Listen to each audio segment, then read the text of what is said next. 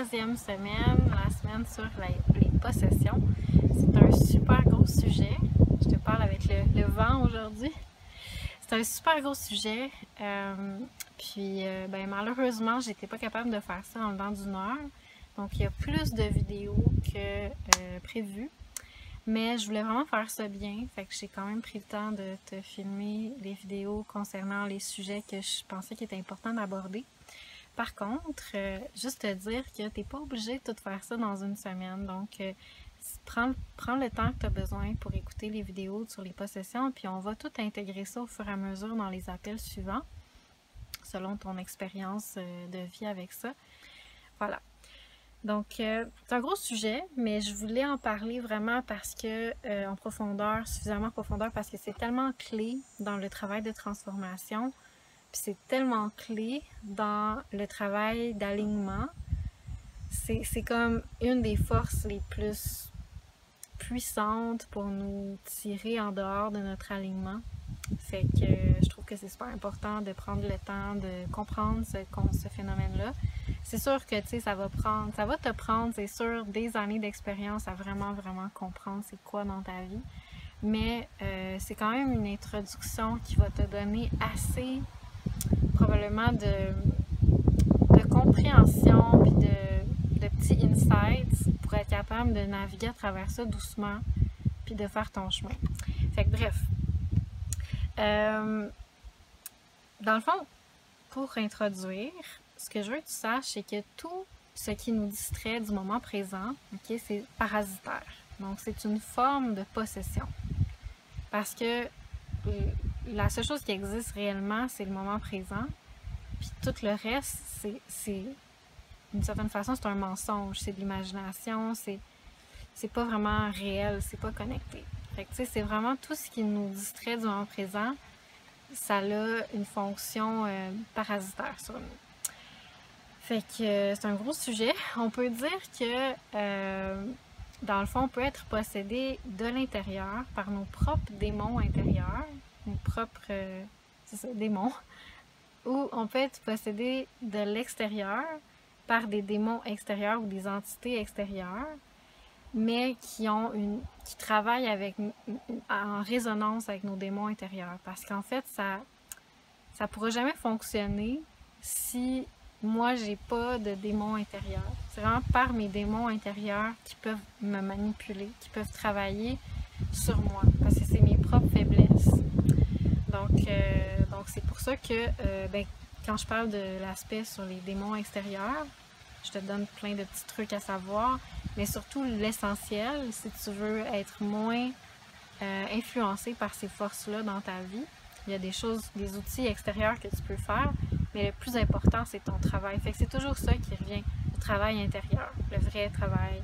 C'est vraiment notre plus grande protection, notre plus grand outil pour être vraiment aligné. Donc, il y a plusieurs niveaux de possession, ok? Puis, je le divise en 3 parce que c'est connu qu'il y a quand même 3 niveaux globaux. Sauf que il y a des niveaux et des niveaux dans chacun. Tu sais, il peut y avoir une possession vraiment intense, comme vraiment hollywoodienne, tu sais, mais il peut y avoir aussi beaucoup de subtilité où ce que ça se cache dans la vie puis on le reconnaît pas. Donc c'est ça. Fait que je vais prendre beaucoup de temps pour te parler du premier niveau parce que c'est lui qui est le plus proche de nous au quotidien. Puis c'est vraiment un niveau de possession qui en fait qui fait partie de notre vie de tous les jours puis de notre normalité. Puis qu'on a de la difficulté à reconnaître comme tel. C'est comme difficile à voir, puis en même temps, c'est tout le temps dans notre face. Fait que c'est vraiment le plus important. Après ça, je vais parler brièvement des 2 autres niveaux. Donc, premièrement, quand je suis possédée, c'est que je suis... En fait, ok, je reviens en arrière. Premièrement, le premier niveau, je vais te parler du premier niveau, mais tous les niveaux de possession, c'est un peu la même chose. C'est juste à des niveaux plus intenses. Fait que je vais les décrire un petit peu plus. Donc, le premier niveau, qui est comme la fondation sur laquelle toutes les autres existent aussi, c'est ce qu'on appelle l'identification. Donc, quand je suis identifiée à quelque chose, je suis 100% absorbée dans cette chose-là. Mon attention, elle est 100% dans cette chose-là, puis elle n'est plus à l'intérieur de moi, elle n'est plus vers moi. Elle est plus vers les autres choses du monde extérieur. C'est comme si elle est 100% en vision tunnel. Puis ça, ok, on s'entend que ça fait partie de notre vie, là. On est tout le temps par là ou par là ou par là, mais en vision tunnel. Et c'est en fait le premier niveau de possession qu'on appelle l'identification. Parce que quand je regarde les choses comme ça, en étant absorbée par ces choses-là, puis en étant plus vraiment présent à moi-même, ben c'est comme si je devenais cette chose-là. Je suis comme tellement absorbée que il y a vraiment une dissociation, tu sais. C'est comme si je suis plus connectée du tout à l'intérieur, donc il pourrait y avoir n'importe quoi qui arrive à l'intérieur de moi, puis j'en ai pas conscience. Je suis plus maître de moi-même, plus maître de mon corps. Puis ça, c'est fascinant parce que quand je suis identifiée, quand je suis absorbée, je vois pas ce qui est en train de se passer dans mon corps. Je vois pas que, par exemple, je suis identifiée dans un moment où je suis bien fâchée contre quelqu'un, puis il faut que je t'explique ça, puis là, non, puis là, c'est comme tellement important, là, puis des fois, ça l'est pas tant que ça, mais c'est comme ça devient vraiment extrêmement important. Puis là, je suis plus en train de voir que dans mon corps, en ce moment, j'ai genre une grosse tension au niveau du diaphragme, toute mon énergie est rendue dans le haut de mon corps, puis mes fonctions digestives sont complètement arrêtées. Je suis plus consciente de ça, tu sais. C'est juste, je dis à mon corps, la priorité numéro 1, c'est de régler cette chose-là. Donc, je mets 100% de mon attention à régler cette chose-là. Puis ça force mon corps à devoir mettre de côté plein de fonctions super importantes parce que je suis trop absorbée dans quelque chose qui finalement est peut-être pas aussi important que je pense. C'est comme ça shift vraiment la perspective. Fait que c'est quand même important parce que ça a des conséquences quand même assez puissantes sur notre corps. Parce que quand je suis identifiée, je suis pas conscient de mes tensions. Je suis pas conscient de mes sensations. Je suis pas conscient de mes émotions tant que ça. Tu sais, c'est juste, j'ai l'émotion. Je suis l'émotion, mais je suis pas vraiment conscient. Je suis pas conscient des mouvements énergétiques dans mon corps, s'ils vont vers le haut ou vont vers le bas. Je suis pas consciente, par exemple, que puisque j'ai tout le temps peur dans ma vie, je vis ma vie sous un stress chronique. Je suis identifiée par si jamais ça arrive. Puis là, je nourris cette peur-là. À un moment donné, je me rends pas compte que ça fait que j'ai des tensions chroniques au niveau de la poitrine. Pour X raisons. Moi, c'est là que je ressens ma peur. Puis qu'au bout d'un certain temps, vu que j'ai des tensions de façon chronique, à un moment donné, je me rends compte que ma fonction respiratoire, elle est vraiment mauvaise. J'ai toujours de la misère à respirer, donc j'ai pas beaucoup d'énergie en général. Je peux même avoir de l'asthme. Puis tout ça parce qu'au fond, je suis continuellement identifiée à quelque chose qui n'a pas l'importance que je lui donne. Puis ça fait que je suis 100% présente à ça et aveugle à moi-même, aveugle au phénomène qui se passe à l'intérieur de moi. Donc c'est vraiment super important de commencer à reconnaître puis à discerner la saveur de l'identification versus la saveur de la non-identification, la non-possession. Fait que pour discerner ça, si tu veux, puis tu es intéressé ou en tout cas si tu aimes le concept de traitement d'acupuncture, je pourrais te recommander de recevoir des traitements d'acupuncture.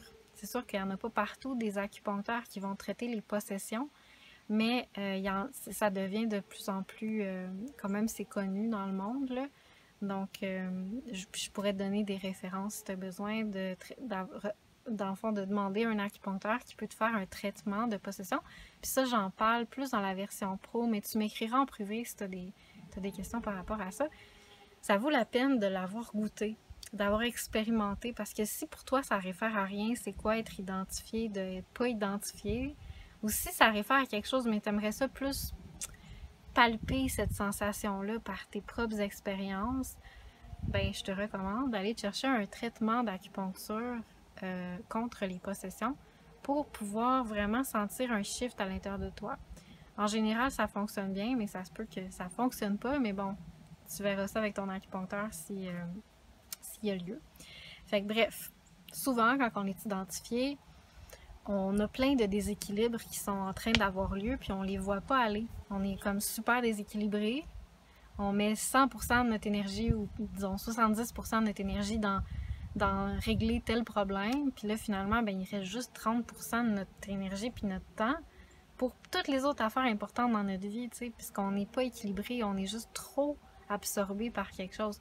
Puis ça fait que souvent, les gens qui sont comme très identifiés dans leur vie vont vivre sous forme de, tu sais, montagne russe un peu, tu sais, ils vont vivre quelque chose à fond, là, comme 100 000 à l'heure, je fais juste de ça, vraiment intensément. Puis là, après ça, ben là, je passe le reste de mon temps à rattraper tout le reste des choses que j'ai pas faites parce que le retard que j'ai pris sur ma vie, parce que j'étais trop dans quelque chose, tu sais, comme j'ai pas fait de lavage pendant un mois, ben là, c'est le temps de rattraper mon lavage parce que j'étais trop complètement absorbée là-dedans. Fait que, ou j'ai pas pris soin de mon couple, par exemple, tu sais. Donc là, c'est le temps de rattraper. Fait que, tu sais, ce genre de effet ping-pong un peu, là, de montagne russe, c'est quelque chose qui est souvent vécu quand on est très... on nourrit beaucoup l'identification à l'intérieur de soi. Puis aussi, ben, plus quelque chose nous intéresse, plus on va être identifié. Parce que l'identification, en fait, ça vient de nos désirs. Okay? Je suis identifiée par mes désirs. Mes démons intérieurs, c'est mes désirs. C'est mes... Parce qu'il y a une grosse différence... Pardon. Il y a une grosse différence entre désir et aspiration. Parce que souhaiter quelque chose, aspirer à quelque chose, c'est super humble. C'est connecté avec l'univers. Désirer quelque chose, ok, puis là, faut pas le voir dans le sens moderne, parce que dans le fond, souvent, on mélange les deux dans le sens moderne, mais désirer quelque chose, c'est comme vouloir le posséder, vouloir comme contrôler cette chose-là. C'est comme ça devient comme, ok, c'est plus juste, j'aspire à ça, j'aimerais bien créer ça dans ma vie, j'aimerais, versus, je veux ça et je vais l'obtenir, puis à un moment donné, je deviens comme un peu aveugle au reste parce que je le veux trop. Comme si je me laisse dévorer de l'intérieur, je me laisse bouffer de l'intérieur par mon désir. C'est ça, parce qu'en fait, les désirs, ça nous voile un petit peu le moment présent. C'est comme on est identifié par nos désirs, on n'est plus vraiment présent. Fait que c'est ça. Donc, plus quelque chose m'intéresse, plus je vais être identifiée. Puis ce qui est fascinant là-dedans, c'est que souvent, je vais parler des choses de la vie, de mes moments d'identification, je vais en parler comme « Ah, je me sens vraiment inspirée, je suis passionnée, je suis motivée. » Mais en fait, oui, j'ai une énergie quand je suis identifiée parce que je veux accomplir satisfaire mon désir. Mais en même temps, tu sais, la réelle inspiration, la réelle motivation, ça devrait venir de plus profond, puis ça devrait être plus neutre, plus humble. Moins comme genre, je mets tout de côté, puis là, j'existe juste pour ça. C'est comme si je deviens vraiment absorbée là-dedans, puis ça me force à avoir un regard qui est aveugle, parce que quand je suis en tunnel, évidemment, ben je vois pas le reste, tu sais, fait que je deviens un peu aveugle au reste. Puis ça, c'est super important, parce que quand je suis identifiée, j'oublie le reste de moi. Puis le reste de moi, c'est tellement important. Le reste de moi, c'est... Tu sais, je m'identifie à une émotion, une humeur que j'ai dans un moment, puis là, je suis comme « Ah, je file pas pour ça ». Puis là, j'oublie tous les sentiments plus profonds que j'avais, tu sais, par rapport à le sens de ma vie, qu'est-ce que je veux créer, etc. C'est comme ça me fait dévier un peu de ma voie, de mon alignement. Ou bien je m'identifie à un petit problème que j'ai à un moment donné à travers le cheminement que je fais. Puis là, ça fait que j'oublie tous les grands buts que j'avais derrière ça, tu sais. Je m'identifie à une pensée que j'ai, à une façon de penser, puis là, ça devient comme une croyance que là, finalement, je deviens convaincue de ça tellement que je suis fermée à tout le reste, puis je vois pas les autres aspects de la réalité. Ça, c'est vraiment ça, l'identification. Tu sais, c'est une saveur qui, malheureusement, est tout le temps avec nous, mais qui nous rend vraiment aveugles, malheureusement. C'est comme si on perd un petit peu la vue d'ensemble, puis on finit par vivre dans quelque chose qui est faux, en fait, à travers ça. Fait que c'est ça. Donc, quand on dit qu'on est aveugle, c'est vraiment la sensation qu'on a quand on observe l'identification. C'est comme s'il y avait un blind spot. Puis quand on l'observe de l'extérieur, puis ça, on va en reparler dans la version pro, mais vraiment la personne, elle a un regard qui est fuyant. Elle n'est pas présente. Tu peux voir dans son regard que soit il est fuyant ou il est voilé. Tu sais, elle n'est pas vraiment dans le moment. Elle est dans quelque chose d'autre, dans un désir ou une obsession ou une possession qui est ailleurs. Elle est identifiée. Fait que c'est vraiment quelque chose qu'on peut reconnaître. Puis, malheureusement, ce qui est le plus difficile dans l'identification, c'est que c'est extrêmement difficile à distinguer. C'est comme si ça prend beaucoup d'expérience pour être capable de distinguer est-ce que c'est vraiment moi, mon cœur, mon Yuan Shen, versus un désir ou un attachement que j'ai. C'est difficile à reconnaître parce que c'est tellement présent tout le temps qu'on prend l'un pour l'autre parce qu'on est trop, tu sais, on le vit trop de façon quotidienne dans le fond. Fait que c'est comme ça devient mélangé. Puis en plus, l'un va, tu sais, l'identification va se justifier elle-même. Tu sais, c'est un démon. Rappelons-nous que c'est un démon. C'est un gouai, c'est un démon intérieur, mais qui a sa propre vie. Il y a une façon d'être qui fait qu'il va essayer de se nourrir. Tu sais, c'est vraiment comme ça a une identité propre. Puis, ben c'est ça, fait qu'il va se justifier, il va se dire comme quoi il veut le bien, comme quoi il veut juste bien réussir, faire, c'est ça, tu sais, juste, il y a quelque chose de déviant là-dedans parce qu'en fait, il va avoir des bonnes intentions, mais malgré les bonnes intentions, il va avoir une vision qui est aveugle à c'est quoi qui est réellement faire le bien. C'est comme si je deviens aveugle parce que je veux trop. Puis ça arrive souvent dans la vie, tu sais, on veut tellement quelque chose, puis finalement, on se rend pas compte qu'on est plus vraiment en train de faire ça, on a complètement dévié de notre intention parce qu'on voulait tellement, tu sais, on voulait trop. Puis là, ça fait qu'on devient aveugle à ce qu'on est en train de faire. Fait que, tu sais, c'est comme si on le fait dans l'aspect forme, mais pas dans le fond. C'est comme par exemple, je veux aider les peuples qui souffrent de la famine, mettons.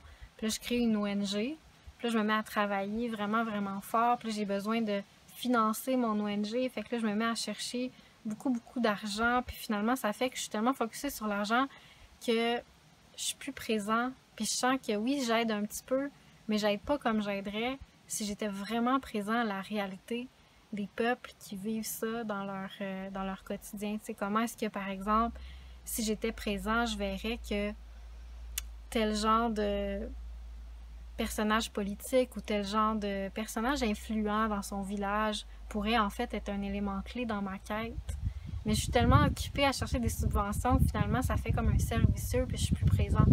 Ça c'est un exemple, mais tu sais, dans la vie, il y a continuellement des exemples de comment est-ce que je dévie de ma voie en pensant que je suis encore dans ma voie parce que je continue d'être dans ma voie dans sa façon matérielle, mais dans son essence. C'est comme si je perds vraiment la qualité de ce que je suis en train de faire parce que je suis tellement comme j'ai perdu la vue d'ensemble.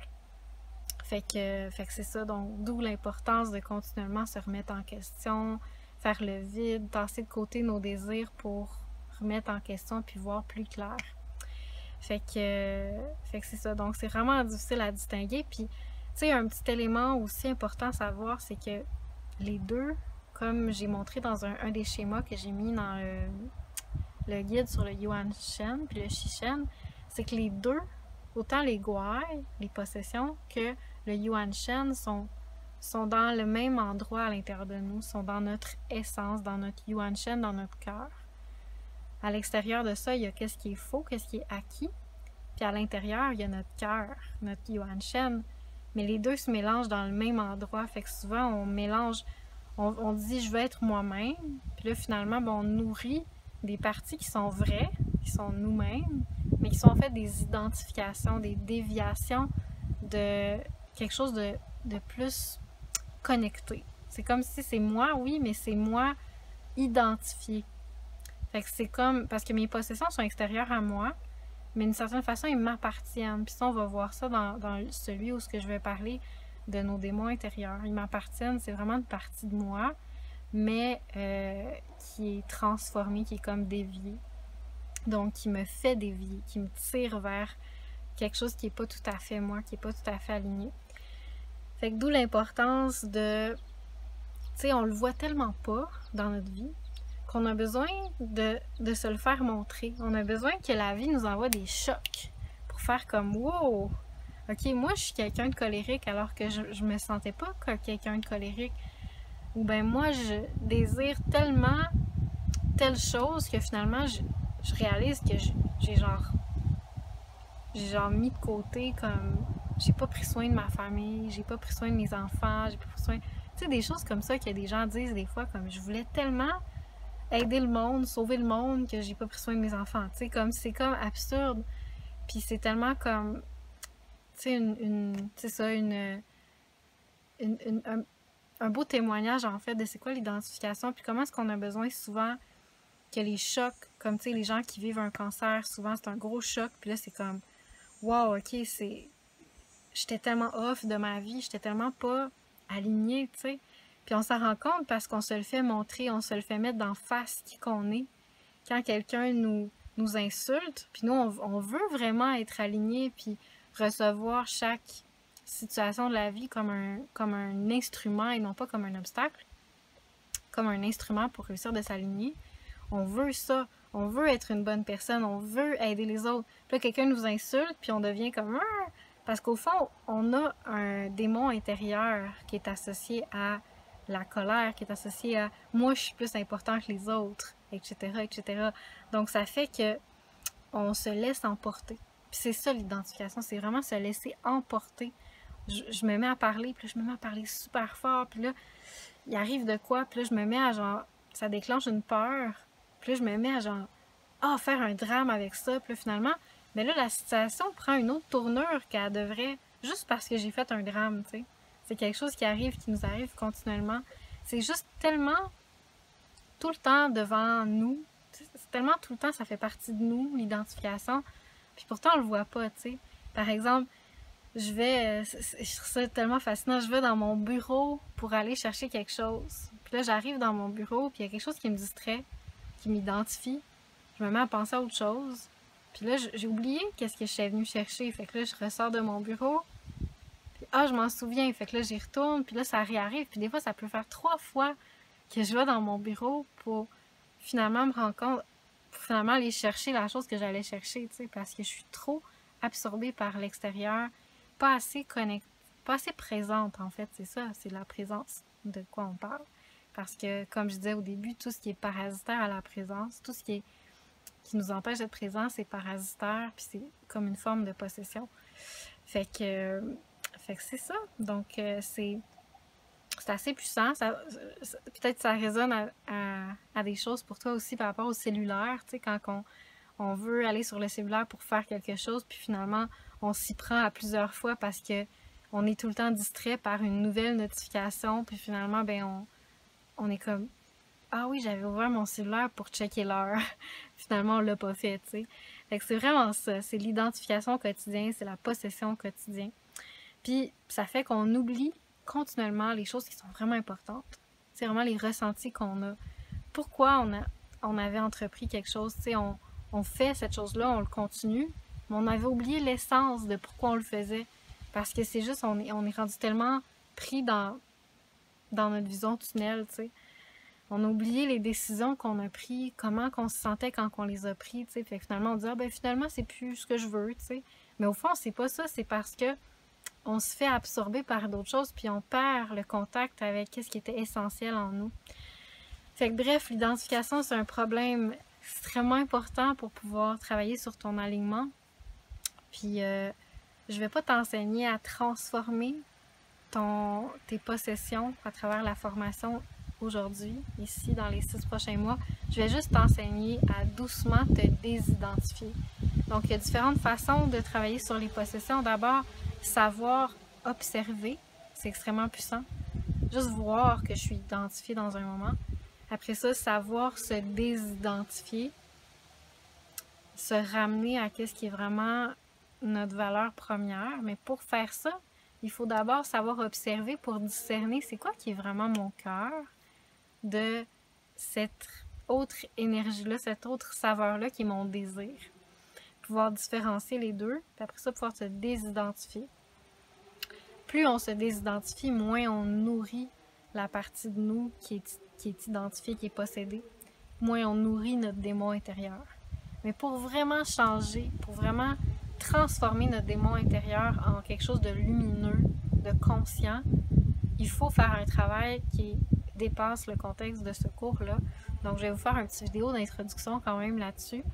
Mais je ne vais pas vous guider dans ce travail-là, parce que c'est un travail de transformation, c'est plus profond. Puis pourtant, c'est un très beau travail, mais c'est un travail difficile quand même. Donc, je me sentais pas tout à fait à la hauteur de vous enseigner ça maintenant. Puis en même temps, c'est un long travail, donc je pense que ce serait bon que ce soit le sujet d'une autre formation.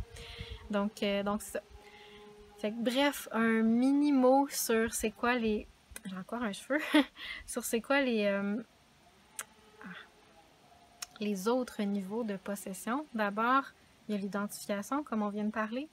Ensuite, il y a l'obsession. Donc, c'est la même chose, hein? C'est l'identification, mais juste à un niveau plus avancé, où ce que là, je suis plus seulement identifiée, je suis vraiment obsédée par la chose.